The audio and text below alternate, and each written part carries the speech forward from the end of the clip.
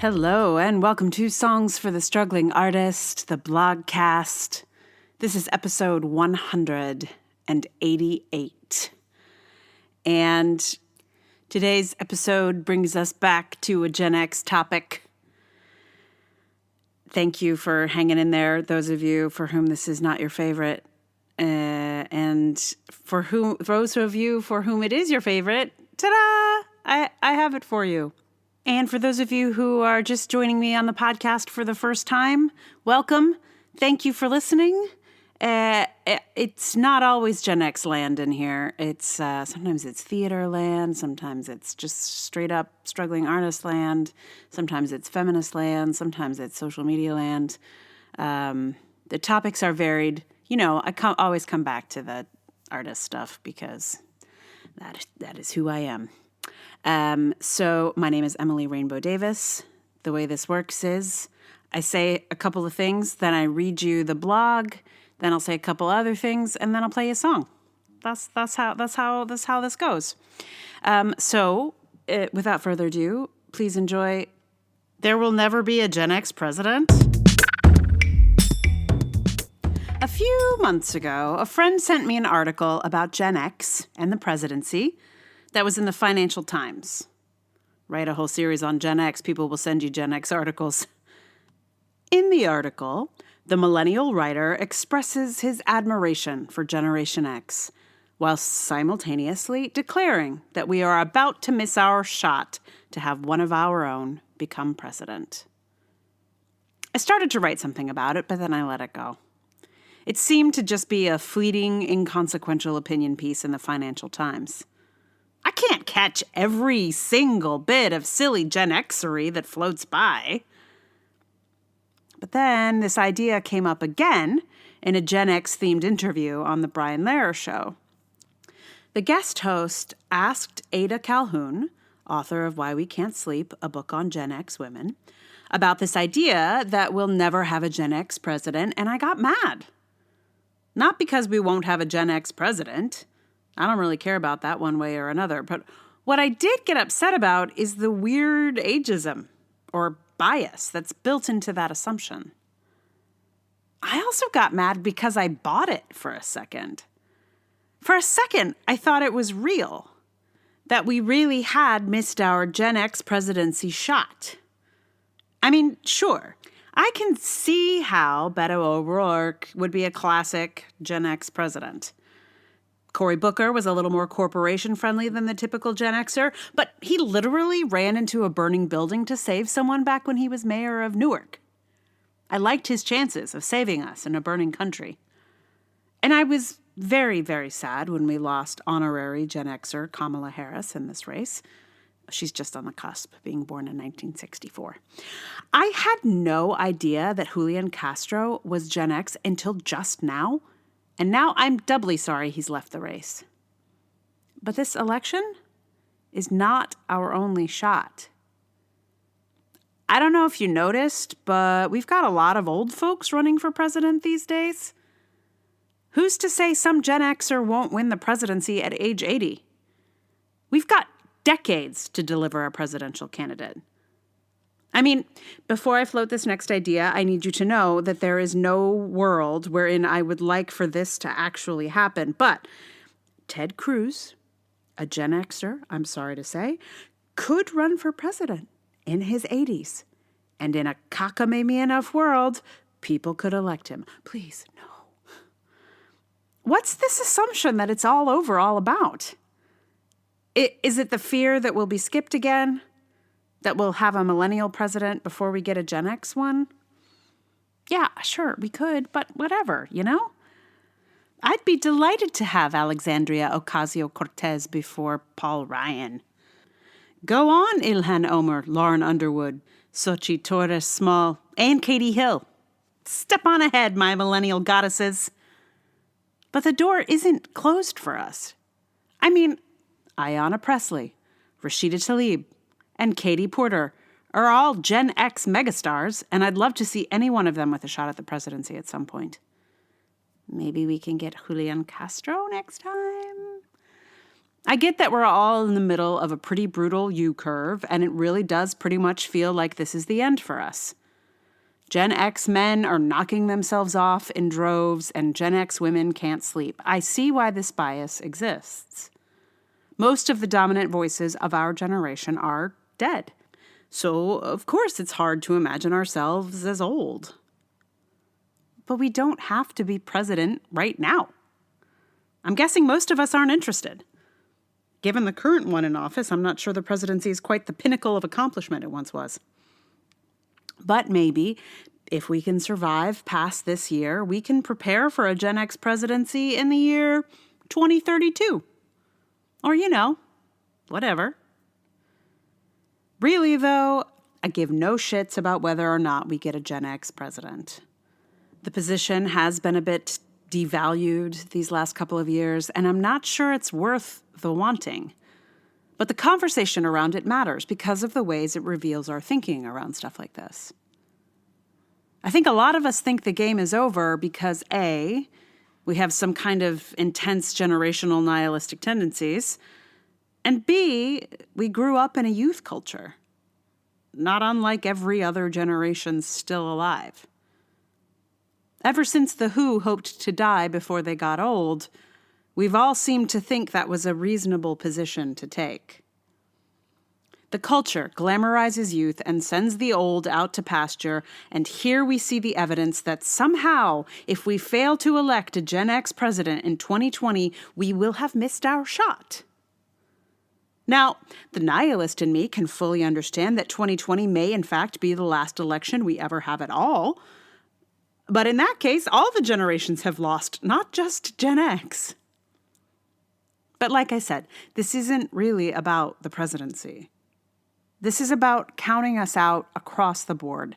It's not over just because our youth is over.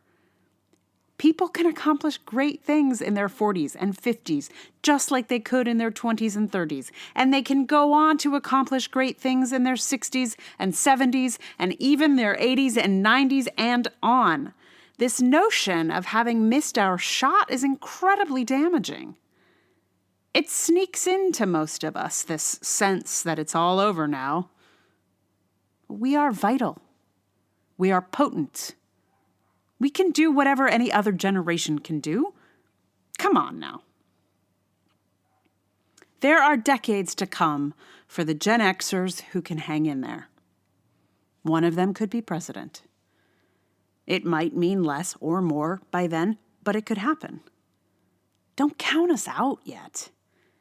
We've got decades until you can say there will never be a Gen X president. Talk to me about this again in 50 years. That's when I'll concede the point. So yeah, there are no more Gen Xers left on the current playing field for the Democratic nominee. But like I said, that don't mean nothing. It's so weird to me how so many people took this idea seriously. It's weird. I don't know how an idea that is like this gets planted and then travels. It's like a weird contagion. I don't get it. Anyway, that's why I had to write this thing, because I was like, wait, hang on. Just hang on. Come on. Yeah. I was trying to figure out what song to sing here, and the song that I have chosen is by Ani DiFranco. And I chose an Ani DiFranco song because in all of my many conversations about Gen X and Gen X theater and all kinds of other stuff, I had a conversation with a musician where the conclusion was like Ani DiFranco is actually even more than like the typical people that we say are representative of Gen X. Actually, Ani DiFranco is the most representative, even beyond Kurt Cobain or any of those kind of David Foster Wallace types that she kind of embodies the I don't know, the no thanks, I'll do it my way Gen X quality, in that she, decided not to join with a record label. That's not how you say it. What do? You sign with a record label and start her own and kind of just do everything outside of the bounds of institutions. So on that level, she's like quintessentially Gen X, I think. So I figured for this last Gen X post, I say last like it's really going to happen. Like come on. But it's the last one that currently exists. So for this Gen X post, I figured an Ani DiFranco song would be good. And the one that I have chosen is a song that kind of, I feel like demonstrates a kind of political awareness that okay, so the song is Every State Line. So, it's about living in the United States, which I thought would be appropriate for this post.